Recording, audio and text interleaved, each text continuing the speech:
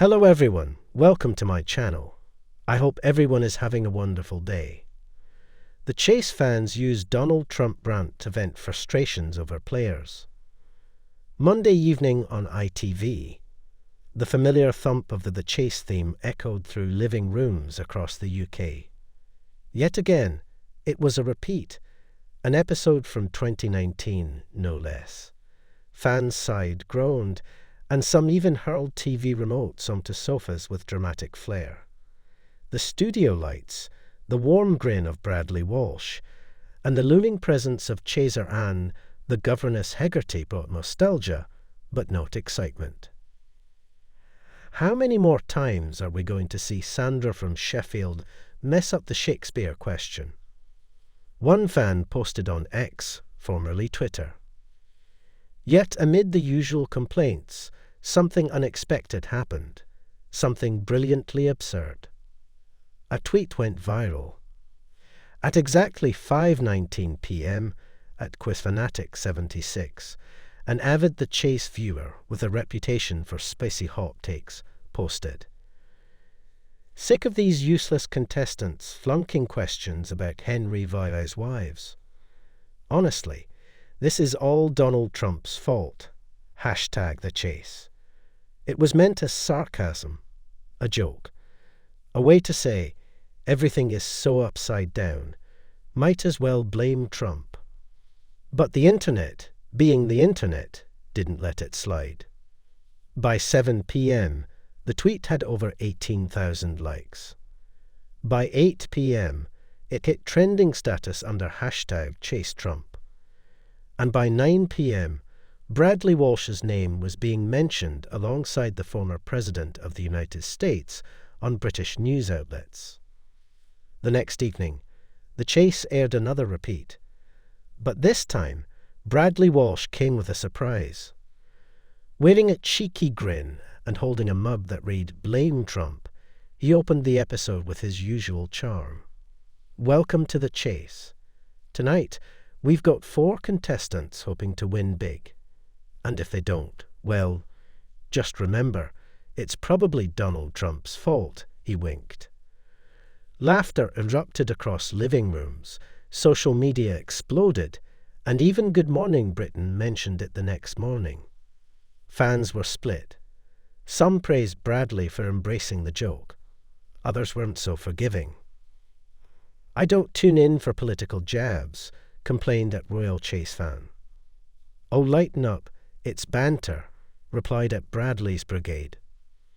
But behind the laughter and memes, something deeper simmered, an overwhelming frustration at contestant performances, especially in episodes where the Chazers barely had to lift a finger.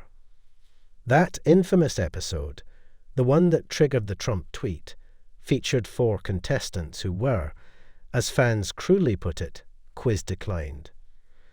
There was Greg, who confused the Nile with the Amazon, Patricia, who thought Beethoven was a Renaissance painter, Amar, who said World War I started in 1939, and Lynn, who passed on 3 questions in a row, including one about the Queen. They built a prize pot of £2,000 total. "I've seen more tension in a soggy teabag," commented at QuizQueenJum. To fans, it wasn't about the money. It was about pride. British quiz culture. The thrill of a hard-fought final chase. When players bombed so dramatically, it felt personal. And now, Donald Trump, though nowhere near the studio, was being made the scapegoat. It was absurd. It was brilliant. It was peak British humour. 3 days after the viral tweet, during a rally in Florida, Donald Trump, ever attuned to his name being mentioned, spoke to a cheering crowd. There's a game show in the UK, a great game show, very popular, called The Chase. You heard of it. They're blaming me, because some people can't answer questions. Isn't that something? He smirked. I don't know, maybe I made them nervous. Maybe I should go on the show and win it myself. I'm a very stable genius, you know. The crowd roared. Back in the UK, jaws dropped. Had Donald Trump just declared he'd do the chase? At ITV headquarters in London, executive producers watched the clip in stunned silence. "Is this real life?" asked showrunner Diane Fletcher, blinking at the screen. "Technically, yes," muttered her assistant, Mark. The network was split. Some executives feared controversy. Others saw ratings gold. But the public had already made up its mind. A new petition was flying across the web. Get Donald Trump on the chase, for real. 100,000 signatures, then 200,000, then 500,000. A week later, ITV issued a statement. "We are exploring the possibility of a celebrity, the chase featuring international guests. No confirmations yet." It wasn't a yes, but it wasn't a no. 3 weeks later, ITV released a trailer. Coming soon, The Chase, World Leaders Edition. A special charity event, the twist. Contestants would be former or current global figures. Confirmed names included Donald Trump, Nigel Farage, Piers Morgan, Arnold Schwarzenegger, and, most hilariously, Lord Buckethead. The chaser, none other than Anne Hegarty, calm, calculated and totally unfazed. "I've handled MPs and Mensa members," she said in the promo. "This should be amusing." Viewership predictions skyrocketed. Fans prepared popcorn. Memes began days in advance.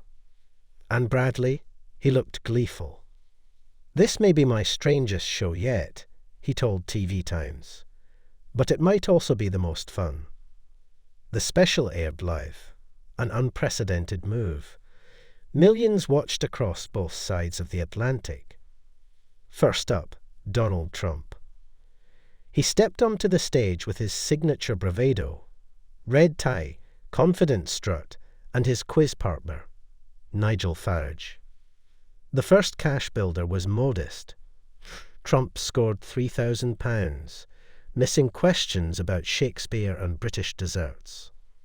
"I don't eat scones," he shrugged. "I prefer cheeseburgers." The audience laughed, some groaned. Farage did marginally better. Then came the head-to-head. Anne Hegarty stepped forward. "Let's be clear," she said. "You are not the smartest person in the room." Trump smirked. "We'll see, sweetheart." Bradley choked on laughter. Anne narrowed her eyes. The round was pure comedy. Trump guessed wildly, including claiming Boris Johnson as the answer to Who Painted the Sistine Chapel. Farage facepalmed.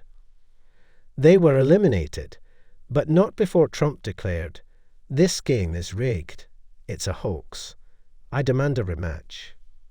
Next up, Piers Morgan and Arnold Schwarzenegger. Odd couple. Absolutely. Piers was smug, rattling off UK history facts. Arnold was more cautious but surprisingly sharp. "Who knew the Terminator knew Shakespeare?" quipped Bradley. They made it to the final chase. Their prize pot, £45,000 for charity. But Anne was on fire. She demolished the final round with icy precision. The celebrities were beaten. Again. Lord Buckethead, wearing his signature black helmet and cape, closed the show with a random meow and an impromptu poem about Brexit. It made no sense. It was perfect television. ITV ratings hit record highs. Social media couldn't stop buzzing. Memes of Trump saying Boris Johnson painted the ceiling flooded the internet. Bradley was hailed as a national treasure once again. But amid all the laughter, a serious conversation emerged. Fans wanted better contestants, smarter players, higher stakes. "Enough of these softballs," wrote at Quiz Night. "If we're going to keep the chase legendary, we need people who know their stuff." ATV listened. 2 weeks later, a new campaign launched, Could You Beat the Chaser?, encouraging university students, retired professors, and trivia fanatics to apply. Applications soared. And for once, fans and producers were united. Months passed. The new season began. It featured a new twist, Chaser's Revenge, where players who lost by just one step in previous episodes returned for a shot at redemption. The questions were harder, the contestants sharper. In one particularly thrilling episode, a former contestant named Evelyn, a retired school teacher, beat Paul the Sinnerman Sinha in a dramatic final round. The audience roared. Viewers wept. The prize? £90,000. Bradley hugged her. That was what the chase is all about.